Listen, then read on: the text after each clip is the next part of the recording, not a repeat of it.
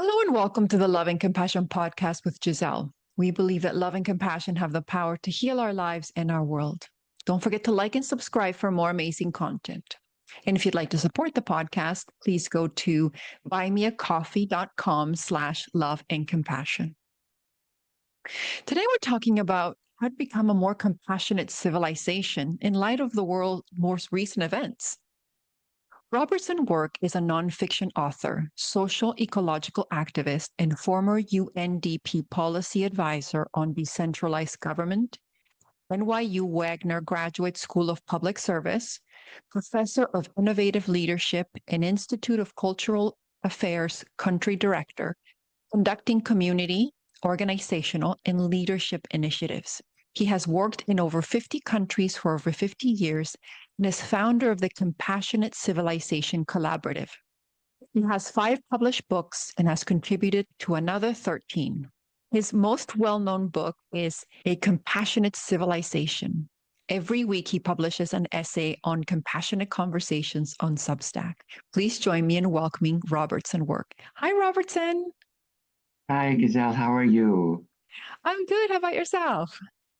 I'm good, thank you. I'm here in the southern United States. I'm glad you're in wonderful Canada. Great admiration for your country. Ah, thank you. Thank you.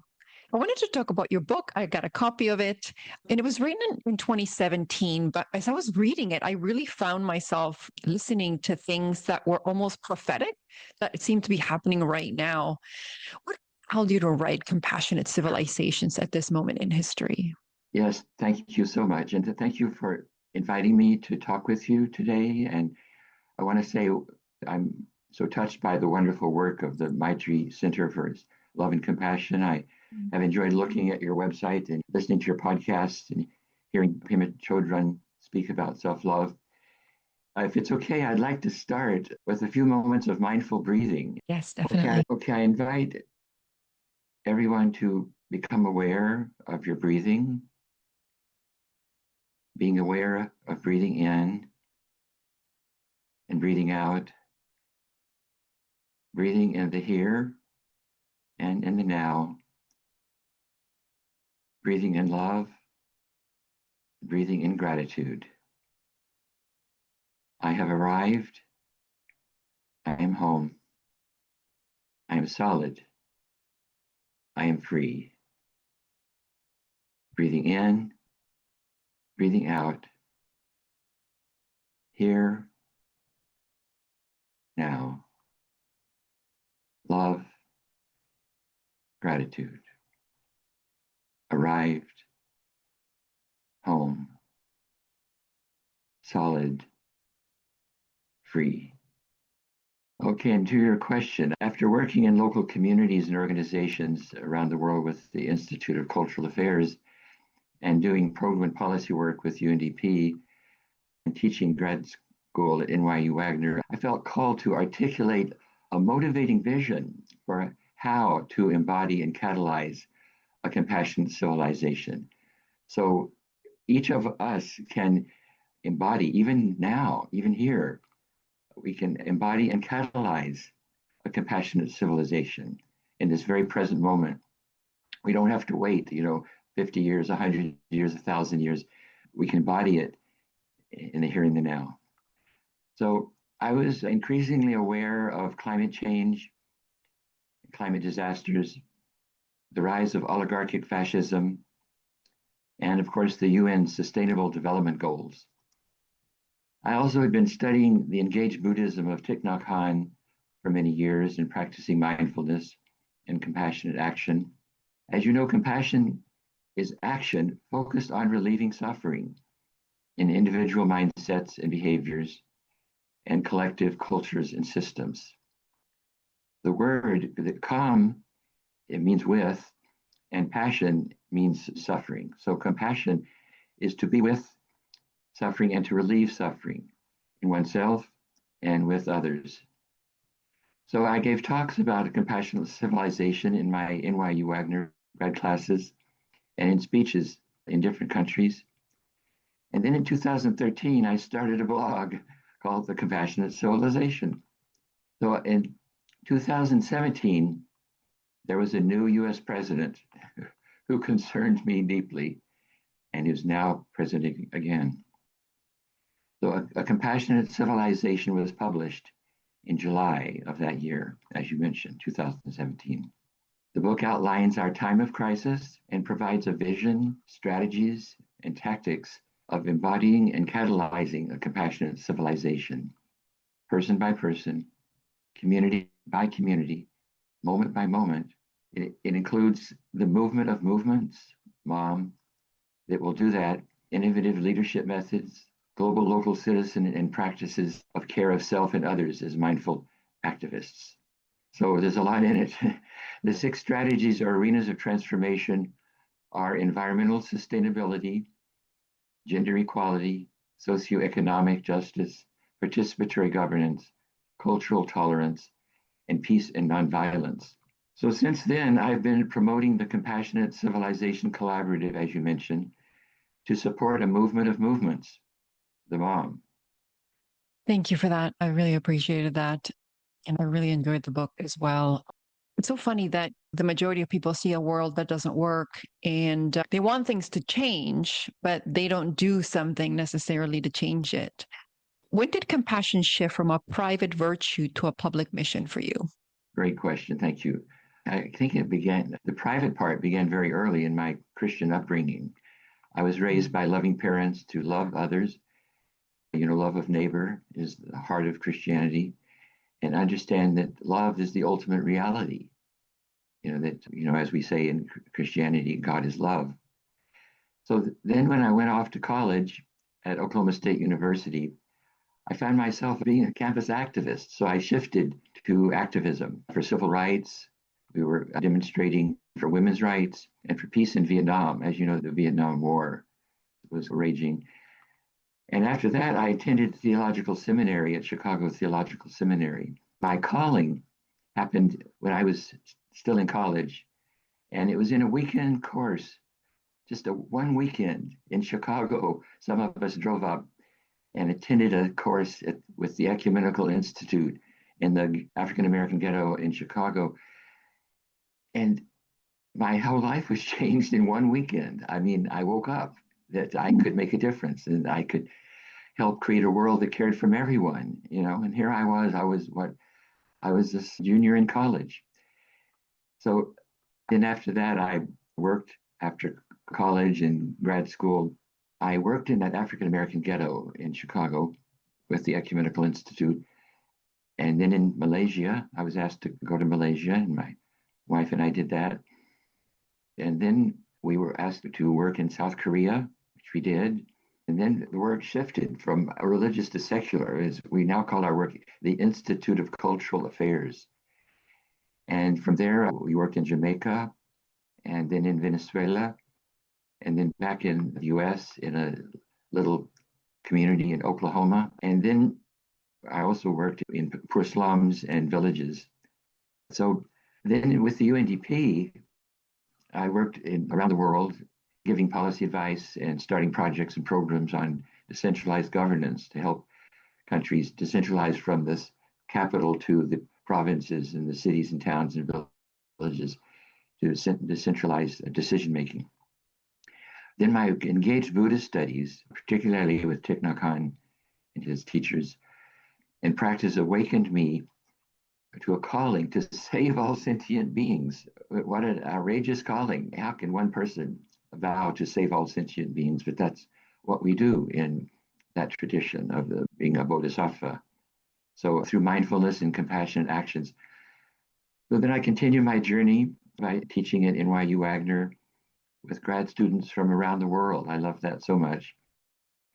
And then to the present as a consultant, speaker, author, and activist, locally, nationally, and globally. So Gazelle has been quite a journey, and here we are in this moment together in this wild, crazy world. Yeah, for sure.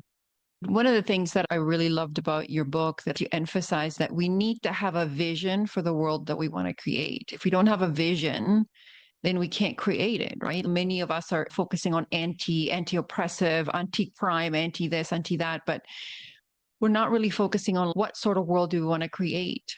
And I've had conversations with so many people. And when I ask the question, if people truly believe that human beings could be like loving and compassionate, and we could create a world that would be loving and compassionate for all, many people say no. And so I was wondering, like, did you always believe that civilization could be compassionate, or did you grow into that conviction? Great question. Definitely grew into it. Yeah. Even as a child, I was awakened, by the plight of African Americans in my country, in our little town in Oklahoma. So I kind of began waking up, but I wasn't sure how much I or we could do about it. So I really grew into that conviction through my journey around the world, working in 55 countries. It's interesting the number of people your podcast goes to, serving people and the planet. So everywhere I worked, Gazelle, I was touched by the local people, that Mm. people care for each other, in the slums and squatter settlements, in villages, in cities, the rich and the poor. Everywhere I went, regardless of the culture, the language, the races, the issues, the local people were caring.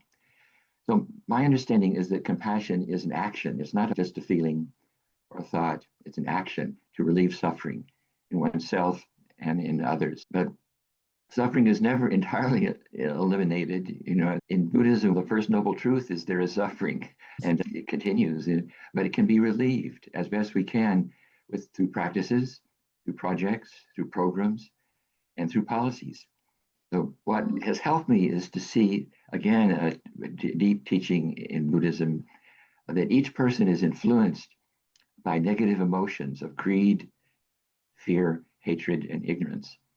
And yet we can practice with these and to become aware of them and just and to let them go, you know, and to practice evolving into loving kindness as you do in your wonderful center, teaching more loving kindness, trust, and understanding. We can embrace interbeing, that we're all part of everything. We're all part of each other. We're part of the living earth. We're part of humanity. I am part of you. You are part of me. And impermanence, that there is no separate permanent self. Everything comes and goes. And yet the mystery is there is no birth and death, because you and I we're part of this journey for 13.8 billion years of the universe. And yet we can, in each moment, we can take an action that relieves our own suffering and in others. So as you said, a vision is so, so important. I'm so glad you touched on that a vision can give us a calling to see where we can go. It can motivate us, push us, drive us to do all that we can to realize it. If I have a vision for my family, to care for my family, if I have a vision for my country, if I have a vision for planet Earth, that can motivate me to do all I can do to make that really happen. So right now, there are so many challenges facing humanity. Climate disasters. Oh my. I'm here in Swannanoa where we've had a terrible hurricane in 2024. We're still recovering from it. Ecocide, where so many species are dying of plants and animals. It's one of the great diebacks in evolution on Earth. Oligarchic fascism. Right now, we're in the midst of it in my country. I can't believe it. Here I'm 81. I thought I was going to die and still live in a country that believed in democracy and freedom and justice. And so now here we have to face, what can I do about oligarchic fascism and social and racial and gender injustice, other challenges, warfare. And here we are in this crazy, monstrous war in the Middle East. What can we do? What can I Unregulated artificial intelligence very deeply concerns me. We've got to regulate artificial intelligence so it doesn't hurt humans and the earth. It doesn't just take care of itself. So, it's easy, Giselle, to be despairing and to give up, particularly at this moment, but actually at any time in our life. We're always tempted to say, oh, well, things will be okay, or there's nothing I can do, but neither of those is true. There are things we Mm. can do. We can stop and breathe and continue doing what we can, where we are, with what we have and who we are. We do not have to be stopped by despair or by cynicism or by hopeism. We don't. So thank you for that question about vision. Vision is still wakes me up every day and calls me forward. I'm sure it does you as well. Yeah, I mean, without vision, it's like you don't have a map to where you're going to, right? What's our destination if we don't have a vision? And so, this is for me why I loved your book so much. You're helping us give a vision. I mean, the alternative is what is the alternative? There's my next question. What happens to a society that abandons compassion? Exactly. Well, I sort of touched on it before. It falls into ignorance and into greed, wanting more wealth, more power for me, for my tribe. It falls into hatred, falls into fear, falls into violence. And that's happening now, as you said. But I love what Thich Nhat Hanh reminds us of is that if there is no mud, there is no lotus. And that means is, if there is no suffering, there can be no compassion. So without suffering and ignorance, there is no compassion or wisdom because suffering calls us to relieve it. When I see my wife or children in pain, I want to help them. Or when I see others, neighbors, during the pandemic, our neighbors took food and water to each other. After the hurricane, neighbors brought us water. Suffering calls the best from us. It can. It can also call other things. But again, if there's no mud, the lotus cannot grow. So we can continue the journey step by step and breath by breath. So that's what I'd say for now, but that's an important question. You said some key things, including that people have a choice. They can choose to be compassionate or they can choose to use that fear for something else, right? But I often hear from people, well, they want institutions to change. Why aren't the institutions more equitable, generous, compassionate? And, like, I don't know if we have a vision for what compassionate institutions look like. What would compassion look like at that level? Oh, that's where those 6 areas, the compassion would look like practicing ecological regeneration, or sometimes called environmental sustainability, that we're part of a living earth, Gazelle. We're not Yeah. separate from the earth. We breathe earth air, we drink earth water, the earth hurricanes come, the earth floods come. We are earthlings. I love that word, earthlings. And so how do we help regenerate the earth as society? And that's why, legislation aware of climate change, to reduce carbon emissions, the Paris Accord. That's just one example. How do we have laws for gender equality so that women receive the same salaries as men and have the same rights as men? And we got to have the laws, the institutions, and the participatory democracy. We have a constitution. A constitution is a vision of what we are all about, why we're together as a country, so that we can each vote and express our views and our wishes, and that government is by, for, and of the people. It is so it's critical, that we vote and get out the vote again and again and again, and to create those laws, those institutions that care for everyone. And the socioeconomic justice. We need the laws and institutions that give full rights to people of color, to people of every culture and every religion and every gender, every transgender, every human being, every living being has rights. That's why the Universal Declaration of Human Rights is so important. I'm so grateful that it was created earlier in the last century. In my country, our country cannot go to war without congressional approval. Aha, did that just not happen? Yes, but it's in the Constitution. The law says that we must talk about it first. We must send the diplomats. We must do everything we can before we harm anyone. War is hell. There are other ways of dialogue and diplomacy. We can do better. But again, it takes the laws and institutions. Thank you for that. I do think that we have some sort of sense in terms of what we find doesn't work for us, right? These institutions don't work. They're based on separation, isolation, punishment. And we see that they don't work. We see that like inequality hurts everyone. We see that all of these things that we're doing have a negative impact, including war. And yet we don't change. What do you think prevents societies from becoming more compassionate? If we're in a society that is harming people through terrible legislation and laws and policies, That makes it hard.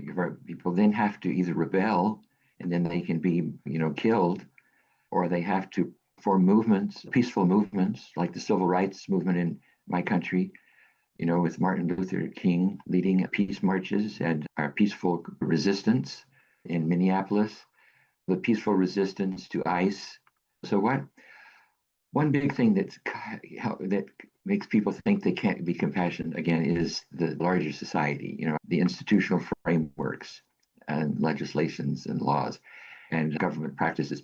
But even then, as we're seeing, in Minneapolis and everywhere, and Canada is leading in so many ways. I'm so grateful for the leadership of your prime minister, calling the world that we must not let go of the international rules, the rules-based international practices that we've had for the last 80 years. My whole life, we've had the UN and the international rules, and now some powers want to throw those out.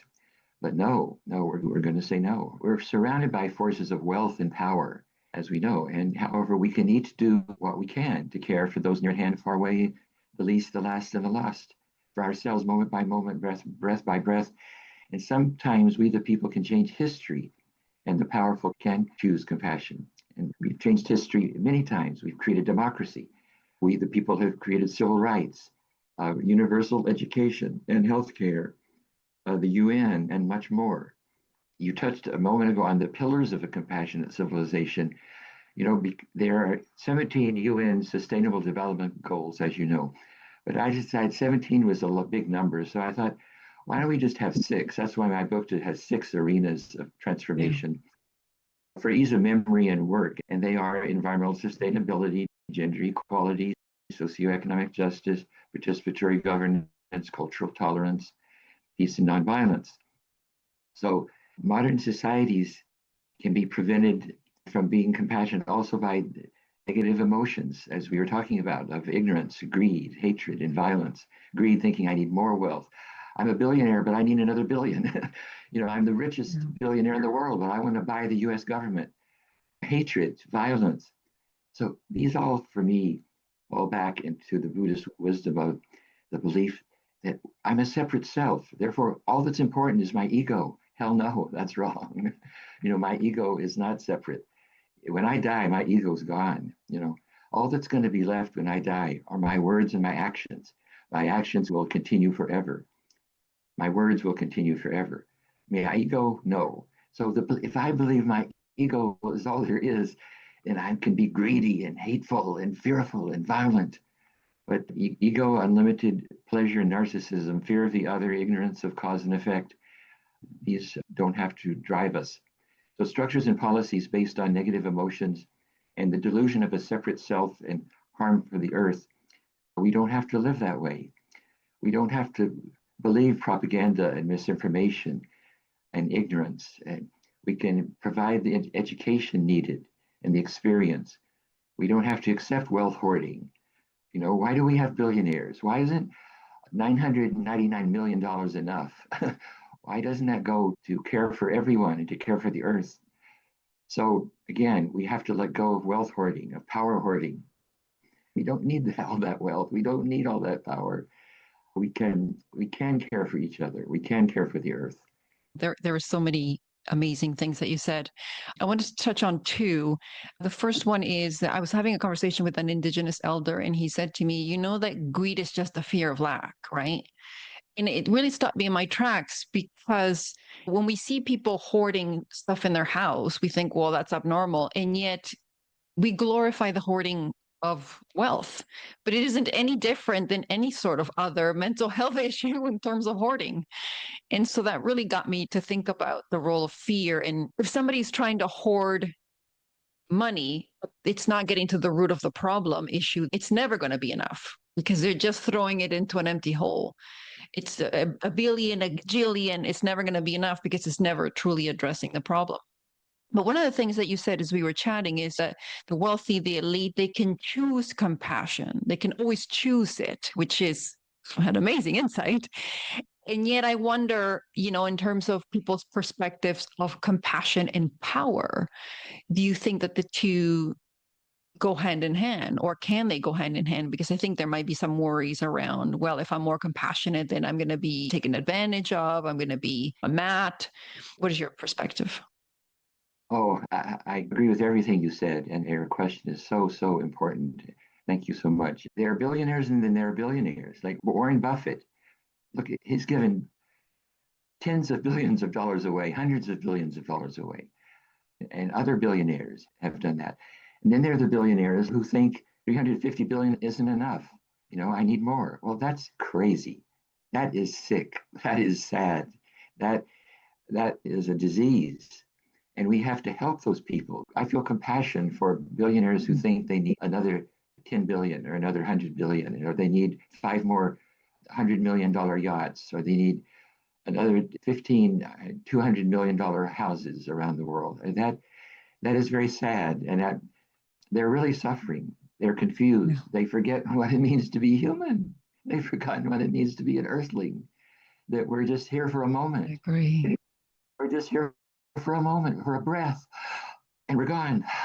Breathe in, we're here. Breathe out, we're gone. And so we can stop. We can become aware of that fear, as you said. We can take good care of that fear. I love the way Thich Nhat Hanh says, he says, hello, fear. Welcome back. I'm going to take good care of you, fear. I'm going to Yeah, watch you, take care of you. You're going to evolve because everything is impermanent, everything changes. So fear will change.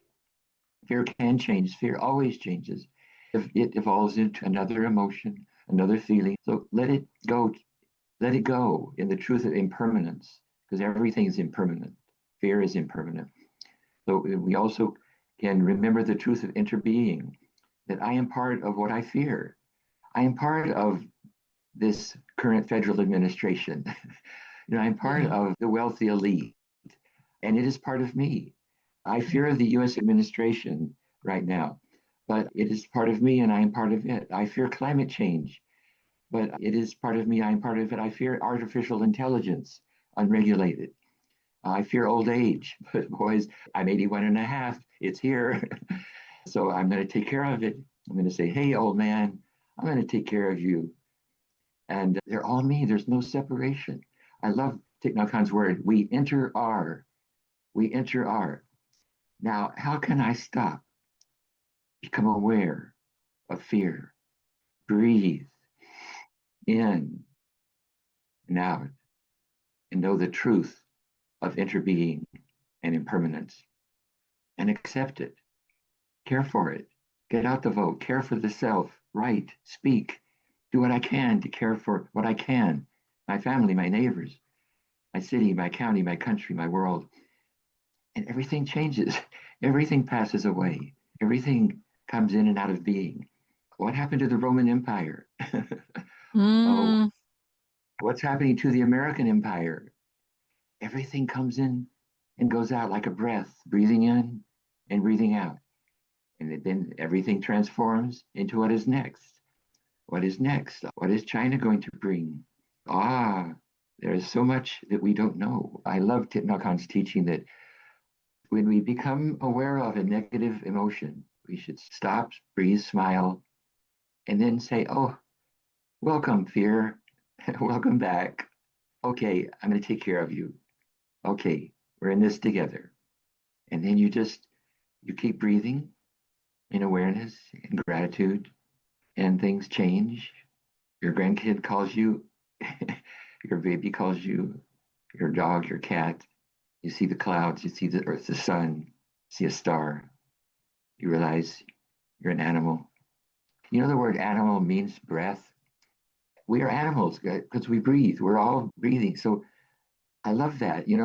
I love to say I am an animal because, we human beings are often thought we're not animals. We're superior to animals. Right? yeah, We are animals. That's why we love our dogs and cats, and we can love the porpoises and the elephants and the tigers and the mountain lions and the cockroaches and the chickadees and the cardinals. We are all animals. We're all breathing. So I love that. yeah, yeah. Oh, that was so beautiful. I felt that. Also, I really appreciated the practice too. In this time when we, like so many of us, are feeling so much fear. in so much uncertainty and not knowing how things are going to pan out, to just take a moment to breathe and reconnect to our true selves, I think is so fundamental. And I hope that listeners are also doing it with us. As I have conversations with people around the world, we talk a lot about the way that the systems are set up, the institutions. And it took a lot of hard work for me to realize that we are the institutions, just like you said. So the institutions are made up of people. And I was so glad to see that in your book, that you clearly say, like it's about people, it's about us. It's like we make up these institutions. And when I've looked at myself, I've asked myself, who do I want to be? What do I really truly want to embody? And my greatest wish for this lifetime is to embody the highest level of love and to truly get to the point where I love people like brothers and sisters, that I care for them and that we care for one another. And yet there are times when I want to act from that place, but the fear comes up, the not wanting or not trusting or believing.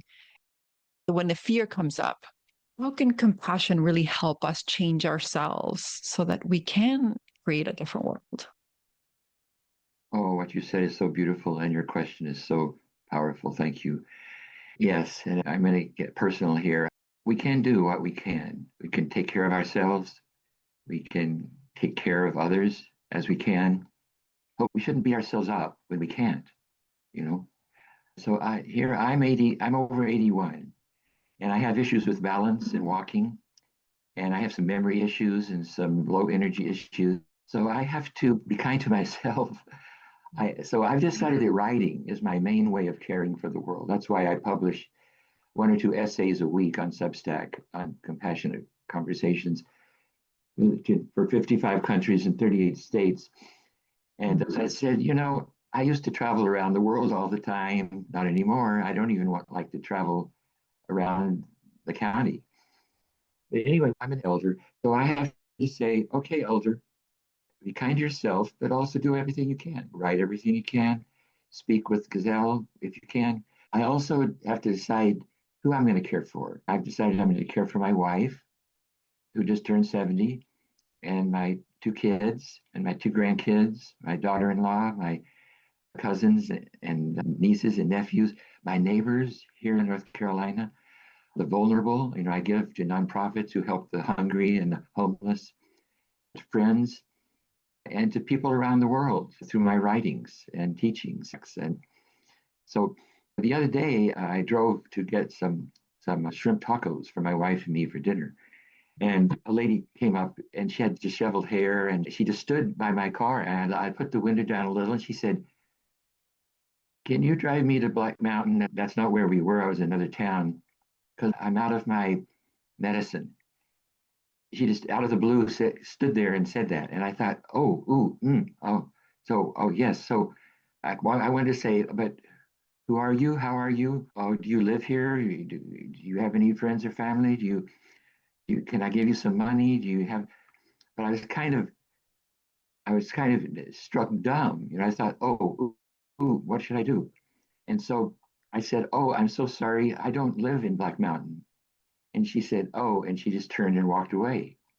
And she asked two other cars, and they said no. And then she walked away. And as she walked away, I thought, oh, Rob, is she okay? Does she have a family? Does she have a house? What if she doesn't get her medicine? How can she walk to that town? Could you have driven her and delayed taking dinner home to your wife? And then I said, but I don't know. And then I thought, oh, but she's gone. And I said, okay, Rob, you've lived 81 years.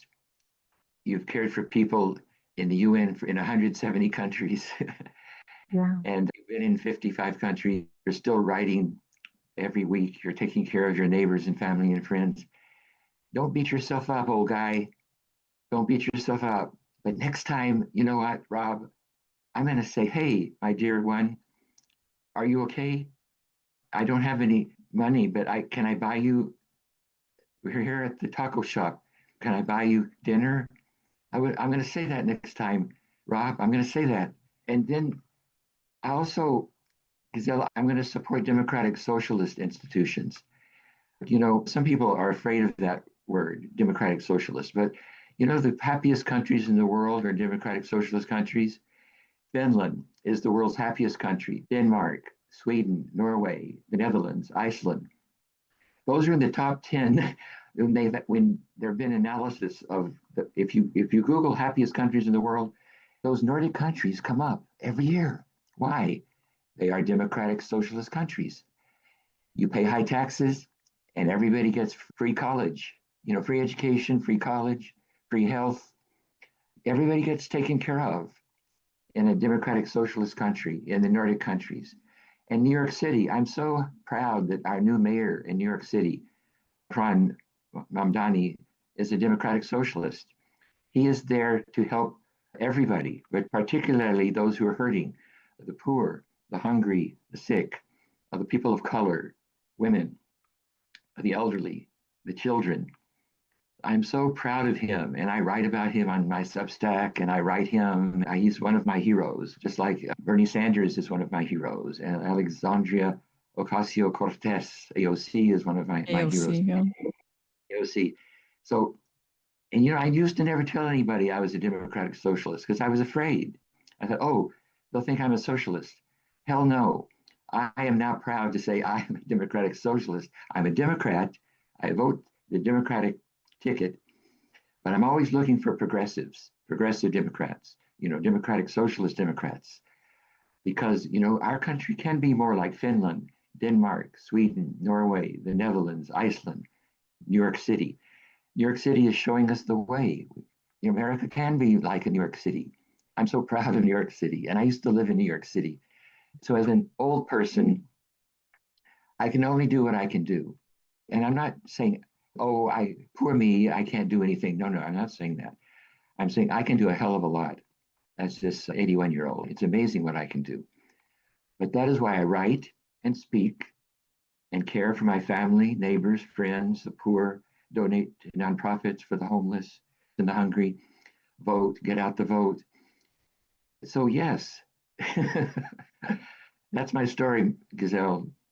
I totally relate. I mean, I've been in circumstances like that as well, where you want to help, but the fear's like, what if that person kills you? What if they don't really have medication? What if you get hurt or they try to rob you or they have mental health problems? Mine goes to protection. And it is very human of us to go there first. And so then we get stuck in that ping pong in that moment. And then the moment passes and you're like, was it true? Could I have driven that person and that would have been something I wanted to do? For sure. But in that moment, you're stuck in that yo-yo when the survival comes in. And so helping ourselves shift out of that survival mode, understanding and learning to have faith and trust. And for me, that's been a work in progress. It really has been a work in progress.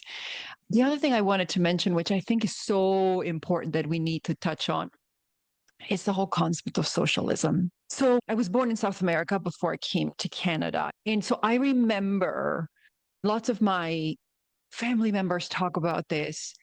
There's many South American countries that got sold to communism as socialism. We're talking about approaches that instead of it being like a democratic socialism that you're talking about, which is the government make sure that people are taken care of and that the people are properly taxed and provided for. What would happen in those countries was that everything got taken away. People were rationed certain things and it was horrible. It was not good, but it was not socialism. And there was many governments that took the majority of the money and spent it on themselves, left the country, took it themselves. And so especially the Latin American community is very much afraid of socialism because they think back to that. The rationing of electricity, the rationing of food, the rationing of all of that stuff. It wasn't provided openly. It was everybody gets less. And so you have these people with this history that then have come to the US and think, of course, they don't want socialism. They think democracy means that people aren't going to take stuff away from them. But that's not what it means either. Because I don't even know if, like in North America, we have a true democracy. So thinking about reframing how we think or experience democratic socialism, that it doesn't mean less for everybody and in everything controlled by the government. It means being provided for abundantly Also, having the citizens be taxed more, which means we are willing to share our money so that we can all live well. Beautiful, beautiful. Oh, thank you. Hooray. Wonderful. What country are you, may I ask, where you're coming Yeah, of course. from? Peru. Yeah. Wonderful. I've been to Peru a few times. A wonderful, Oh. beautiful country. And I lived in Venezuela for 5 years. I have many friends in Venezuela. And Mm. anyway, I agree with everything you just said. That's why I said what I said, that I now can, I can confess that I am a democratic socialist. And that's not socialism. It's a Mhm. social democracy is what it's called. That's Yeah. what they call it in Finland and Denmark and so on. They call it social democracy. It's democracy, but it, as you say, it cares for everyone and for the earth. We have to always add and the earth because all the other species and the other life forms and the ecosystems, the water, the soil, the air, the minerals, the plants, the animals, and we have the money, as you said. I mean, if I had $350 billion, think of what taxes I could pay if the tax rate was, you know, 30%, and rather than nothing. Some of Yeah. these folks pay I think both. we have glorified that. We all wanted that, right? Like we got sold this good that, oh, we should all want to be as wealthy as possible, right? And so we normalize the hoarding of money, but not the hoarding of other stuff, right? And so we have allowed that. Which gets me to my next point. You talk about the environmental impact as part of a compassionate society, which it absolutely is necessary. As human beings, we can be so lazy. We want convenience. We want to have our package the next day. We don't want to wait. Are we willing to pay higher wages? Are we willing to wait longer for our packages? Like, are we willing to invest in our wardrobe instead of buying fast fashion? We don't do these things. And these have environmental impacts and they also have human impacts. And at the Mhm. end, they have impact on us. What can we do to ensure that we address that complacency so that we are creating a fair, affordable, and compassionate world? So important. Thank you. It's a life and death question. So, yes, we should always ask about ecological and social impacts and take actions accordingly. That's why I recycle every day. Some people say, "Oh, recycling is stupid. What do they really do with this with it? Are they really careful when they pick it up?" But I recycle religiously every day. That's why I support climate and democracy through Third Act. There's a group that Bill McKibben has started here in the US called Third Act. It's a group of elder activists over 60 who are working on climate and democracy issues. So I'm doing that. That's why I vote and get it out the vote. As I said, I vote for Democrats and Democratic Socialists. That's why I write and speak and vote for ecological regeneration, for social justice, for peace, for democratic governance. It's so critical, that we keep questioning our actions.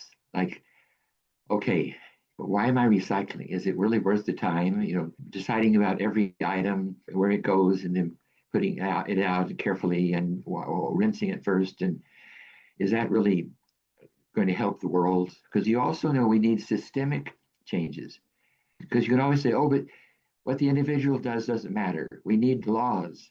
We need institutions of ecological regeneration, and we need laws on caring for the climate and stopping climate change. So you can talk yourself out of individual responsibility when you realize that we need laws and institutions that protect the environment, but it's both. It's both what each person does, because there are millions of us individuals. So if there are millions of us act responsibly, is a huge impact. And then if we also have responsible laws and institutions that care for the environment as well as all people, then that's a double win. So I agree with you. We have to keep asking that question over and over and making those decisions, and they're hard decisions. We have to decide. Yeah, I've had to look at myself. Like one of the commitments I've made to myself is not buying fast fashion. And so investing in pieces, even though sometimes I feel like, oh my God, spending that much money on this, you know, it all comes back to me. If I I'm not willing to pay a fair wage. That means that the next person doesn't get a fair wage, which means they don't want to pay a fair wage, and so on and so forth. And then it comes back to me. My husband has a business, and then you get people that don't also want to pay a fair wage. It's all interconnected. And so we have to be willing, but that also goes to us addressing our fear of lack, that we're not going to have enough, all of those things. And the biggest fundamental fear, and you mentioned death, to me is the ultimate fear that we must overcome. I think once we do, I think once we understand that we are not this human vessel, that we're not just this bag of bones and live in so much constrained fear, that perhaps we could really open up ourselves to be willing to be more compassionate. What do you think? Absolutely. I'm with you all the way. Yes, we fear death because we're caught in that illusion of a separate permanent self. It's all about me. Oh, this universe is all about me. The universe was created 13.8 billion years for me. Yeah, but it's all about me, and particularly my ego, honoring my ego, building up my ego, praising my ego, that's why I want to be rich and famous. Fortunately, I never wanted to be rich or famous, but that's another story. We'll talk about that some other time. But Yeah. everything and everyone is impermanent. When I realized that truth, and it came to me through engaged Buddhism, but you could get that truth in many, many ways, that everything and everyone is impermanent. We're part of the ocean, but the waves don't last forever, do they? But the ocean lasts forever. So my atoms are part of the 13.8 billion year old universe. My cells are part of the living earth. Yes, they Yeah. remain when I die, back into the earth, back into the soil and the water and the air. But my ego doesn't remain. What remains, as I said before, are my actions. Everything I did is still cause and effect, rippling out, rippling out. Okay, Rob, what did you do? What did you say? Did you help that? Did you touch that? Did you say that? So my actions and words continue rippling forever. So Tai calls that, or in the Plum Village tradition of engaged Buddhism, that's called my continuation. Your actions and your words are your continuation that lasts forever. Because your actions and words will continue through cause and effect, touching reality forever. So my ego does not remain. So I can smile and let it go. I often think about my continuation. I say, well, that's maybe why I'm writing so much and speaking so much and caring for so many people every day, caring to care for my wife and my children and grandchildren and friends and neighbors and the vulnerable and the hungry and the homeless and my country and my city and my county and why do I write Substack twice a week and containing reflections on ecological, societal, and individual challenges and practices. And so every week I'm writing about practices of mindfulness and compassion. So I'm trying to be the teacher. I'm trying to send out words of mindfulness and compassion so that they will continue reverberating when I'm dust. So I'm reaching out in my Substack to just those 55 people in 55 countries and 38 states, touching hearts and minds, and even more on social media. Every month I have like 86,000 views of my social media. Why do I do it? It's not just about ego, oh, Rob, be famous. No, Rob is not famous. I'm a nobody. I gotta keep giving and giving and giving, another word, another action. So I can care for people around me through personal care, donations, voting, volunteering, workshops. I'm helping start a workshop in our neighborhood on environmental resilience through recycling, through group facilitation. I'm trained in facilitation. I've been trained my whole life to ask questions of groups so they can create their own plans and strategies and actions. That's some of my answer. I hope that makes some sense.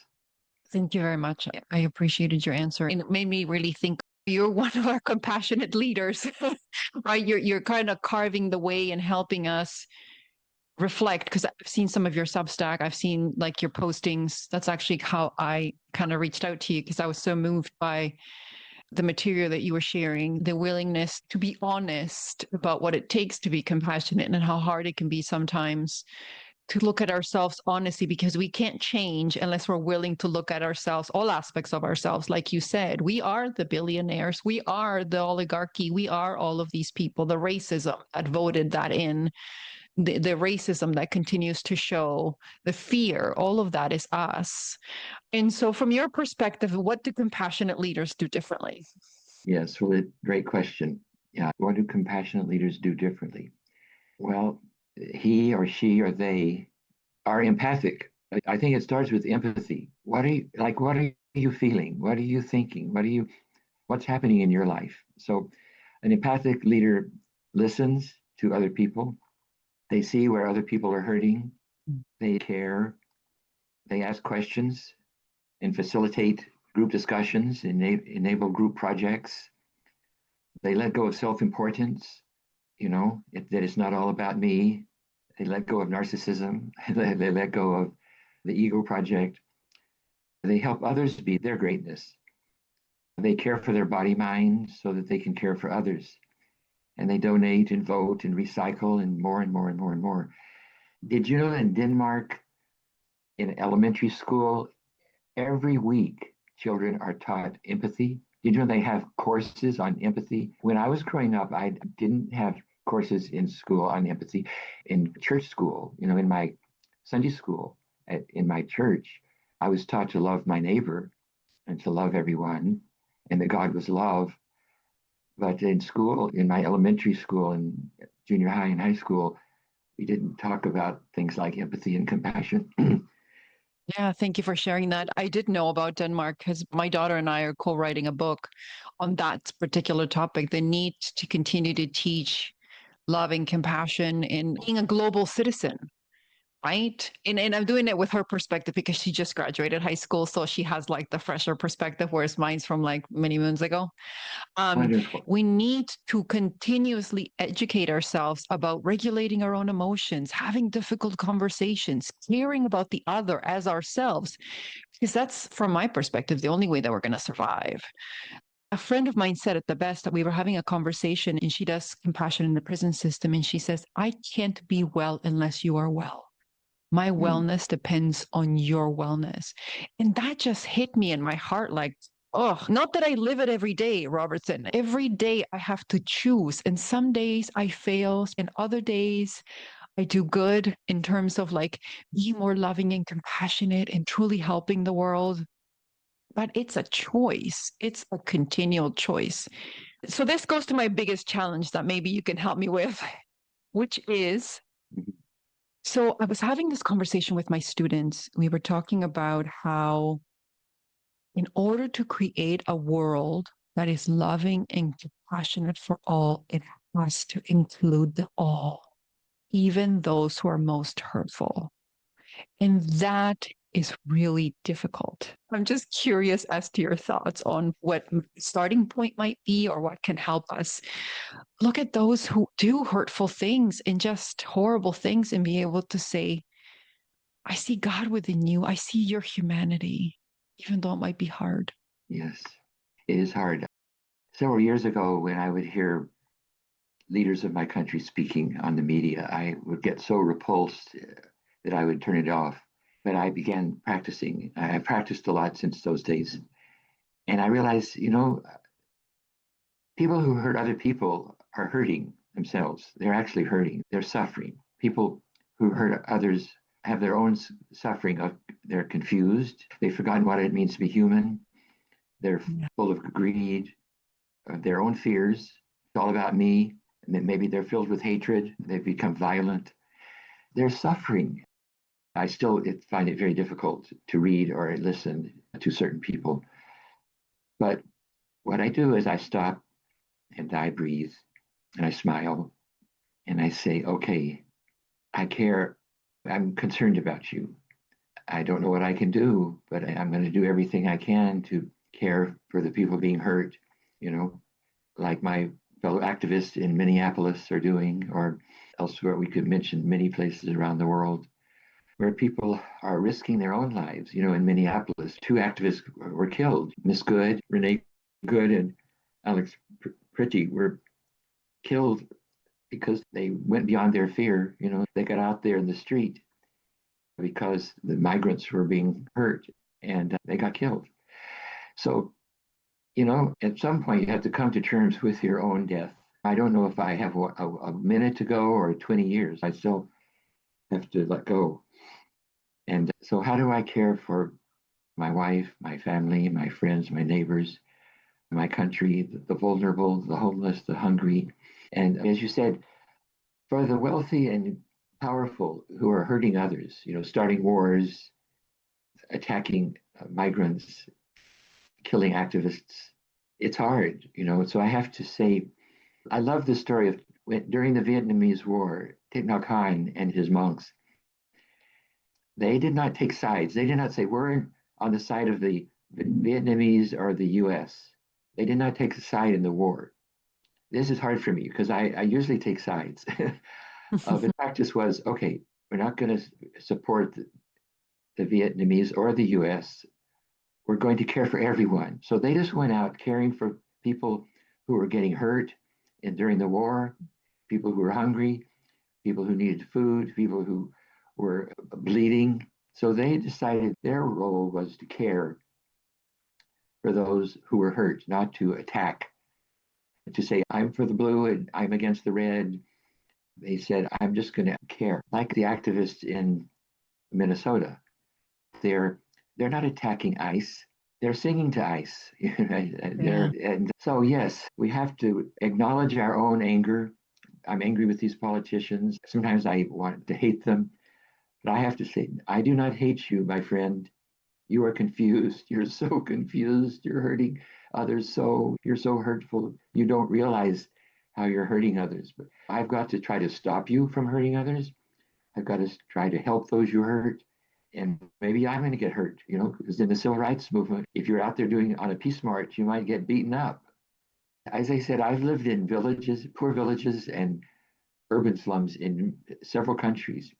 And some people could say, well, that's stupid. You could get hurt. You could, as a white person living in a African American slum or in a Korean village or in a Venezuelan village. So, I say, was I stupid? Was I risking, and I was with my wife and children, was I risking the lives of my wife and children by living in slums and villages? Yes. Was I stupid? I mean, no, I wasn't stupid, but I was risking our lives.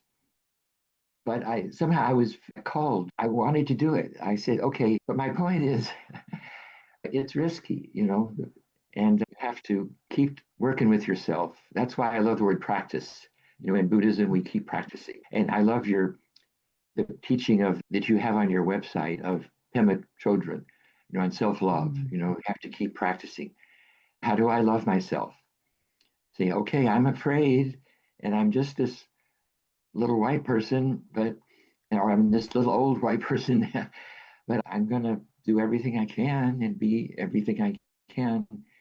I really appreciated the story of Thich Nhat Hanh not choosing sides. I mean, you're right. If we are going to see each other as brothers and sisters and as one global family, we can't pick a side over the other, even though we so want to.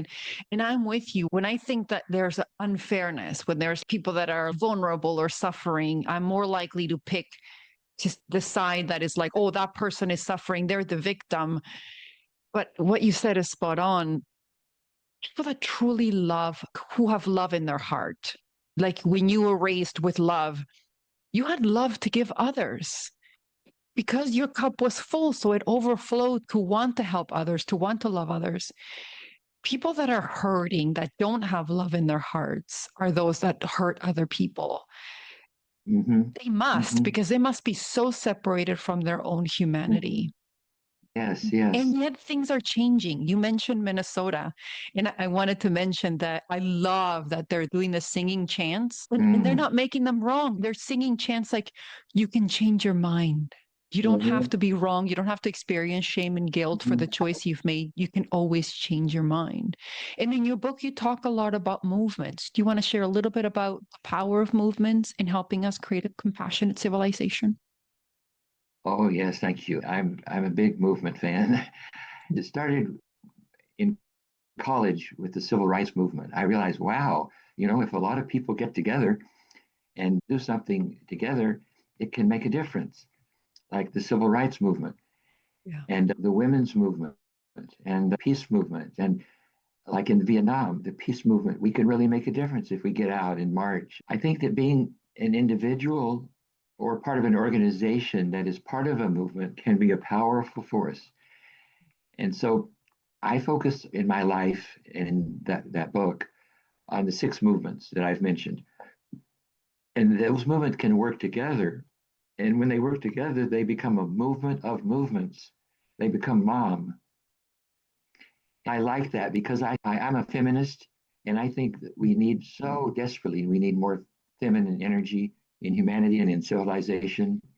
So I'm an unapologetic feminist. And so that's why I like that the movement of movements, the acronym is MOM, so it's the moms of the world will lead us like you. And so there are the movements of ecological regeneration, socioeconomic justice, I'm repeating, gender equality, participatory governance, cultural tolerance, peace and nonviolence. And, we also have the gay rights movement, the democracy movement. There's so many movements that have made a huge difference. So I began saying that after writing the book, I said, okay, now my work is the work of the Compassionate Civilization Collaborative. And I decided I wouldn't make an organization. It wouldn't have a website. I wouldn't register it. I wouldn't raise money for it. It would just be anybody and everybody who was part of the movement of movements, who was working to create a compassionate civilization. So that's what I did, and that's where I am. I'm this old guy in my home. I don't get out a lot. I don't drive a lot. I just drive to nearby town. I have a car, but I don't use it a lot. And I don't like to walk up and down hills. And sometimes I can't remember things. And I say, hey, but look, you have so many friends all over the world, and you can keep encouraging through your writing. So that's why I keep writing. It's for the movement of movements. I guess that's why I write. Here's something I want to share, something I thought or felt or something that I wrote about. And maybe it will touch you. Maybe it will encourage you. Maybe it will help you in your life. I live in a homeowners association neighborhood. It's a neighborhood that has a homeowners association. We're 34 families, and we have straight families and gay families. We have white families and non-white families. We have Democrats and Republicans and socialists. We have Christians and Buddhists and Hindus. And so what I do, I say, hey, we're all neighbors. We all helped each other during the pandemic. We all helped each other after the hurricane. It doesn't matter what our politics are or our religion or our sexuality. We're all human beings. We're all going to die. We all want love. We all want happiness. And we can be good neighbors. And we don't have to have ideology. We don't have to quote the Bible. We don't have to quote Buddha. We can just be good neighbors. So we're going to have a workshop this spring. And so we're all going to get together down the street in this big room in the fire station. And we're going to have a 2-hour workshop. And will it help? I don't know. Will it make us better neighbors? I don't know. Why am I doing it? I'm driven to do it. I've done workshops all over the world, and I want to do a workshop in my neighborhood. I've done workshops with the UN. I've done workshops with governments, with cities. So I love to facilitate. I love getting people together to solve problems, together to listen to each other, respect each other, to honor each other. So I'm just going to ask you a couple of more questions, but I'm just going to make a comment right now about what you said because I think is so important. Number one is I love that your neighborhood is a microcosm of what our world could be like. The fact that people got together to help and make sure that people were taken care of. If we could amplify that, that could be our world. I think that's such a beautiful thing. And the other thing that I think is really fundamental is that even through your life, you're showing us that some people are going to go picket, and that's okay. Some people are going to write blogs to help us, and that's okay. Some people are going to do podcasts, and that's okay. There are things that people can do that don't have to look exactly the same. Some people are going to have more courage and they're going to put their bodies in front and potentially get hurt. Other people, maybe they can't do that. So there are many different ways to help.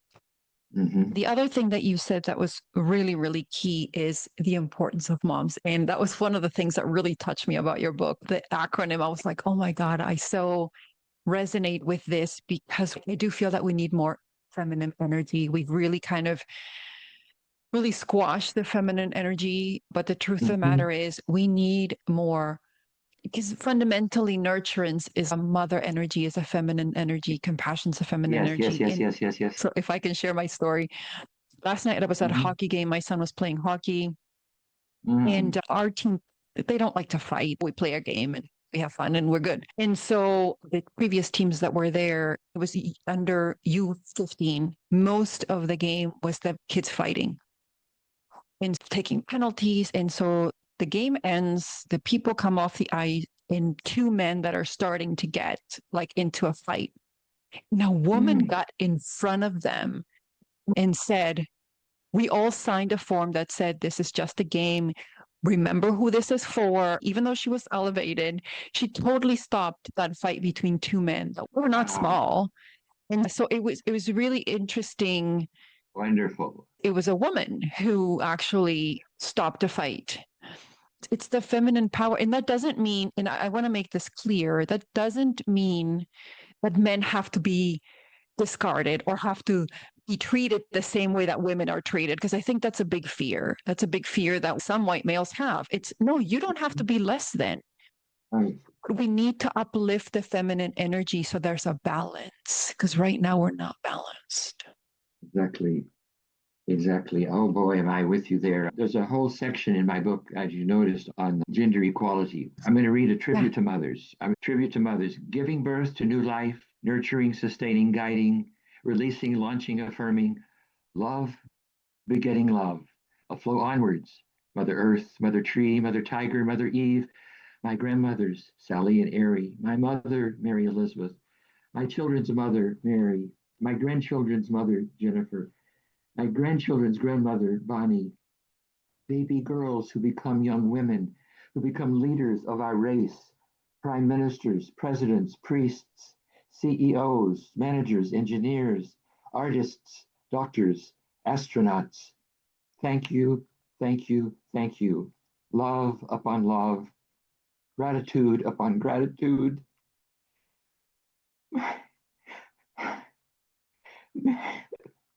May we may we each attain motherhood.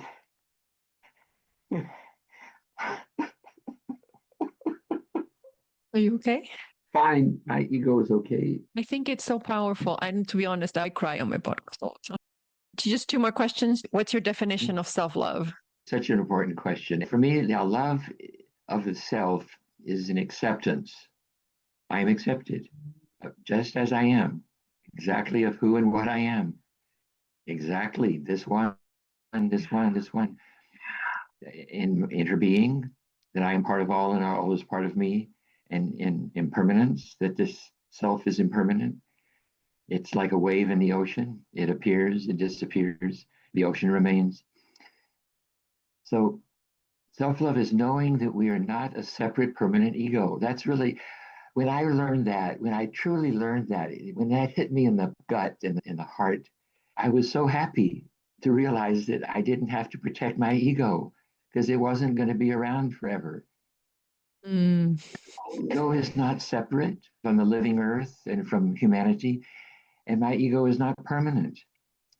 When I'm not preaching, I'm not telling listeners they have to believe me. I'm just saying what I found so helpful. That teaching let me let go of ego. I'm part of the living earth.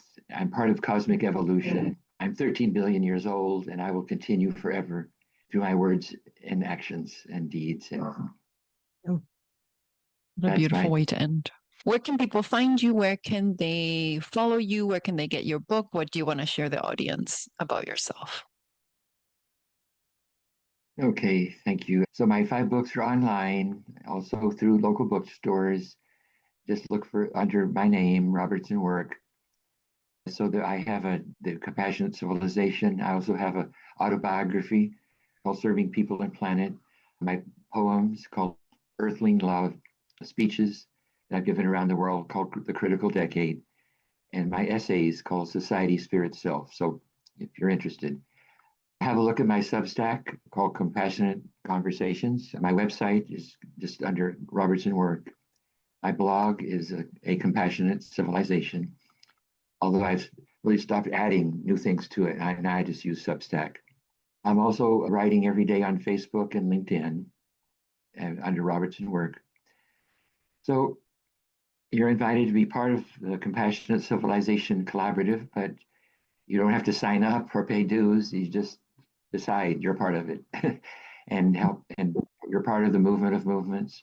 And I particularly invite you to study, if you wish, some of my mentors. Joseph Matthews, who founded the Ecumenical Institute and the Institute of Cultural Affairs and launched the group facilitation methods called TOP, Technology of Participation. Another mentor, Jean Houston, her brilliant work on social art history has taught me so much. Ken Wilber, his brilliant work on integral frameworks. I find that so helpful. Khan, I engaged Buddhism and mindfulness. I'm so grateful that I have learned from Thich Nhat Hanh and his students like Dr. Larry Ward and Dr. Peggy Rowe Ward, who are his students, that I'm their students. So I am his students through them because they are his continuation. So right now I'm working on a new book, Nice. and Can it's you share a little bit or no? I'll just give you the title. It's called Reflections of a Mindful Elder. Mm, The subtitle is Compassionate Actions for Earth, Society, and Body Mind, volumes 1 and 2. So that's it. beautiful. Beautiful, Thank you, beautiful. Gazelle, for chatting with me. Thank you, thank you, and thank you for being who you are. Thank you for being a mom and a facilitator, and for your love, and for inviting old people like me to talk when they can't remember what they're going to say next. And thank you for being who you are. And thank you for Thank coming to you. Canada and being in North Oh, America. So glad you're here. thank you. And thank you for being who you are. And thank you for being on the show. And thank you to those who tune in for another episode of Loving Compassion podcast with Giselle.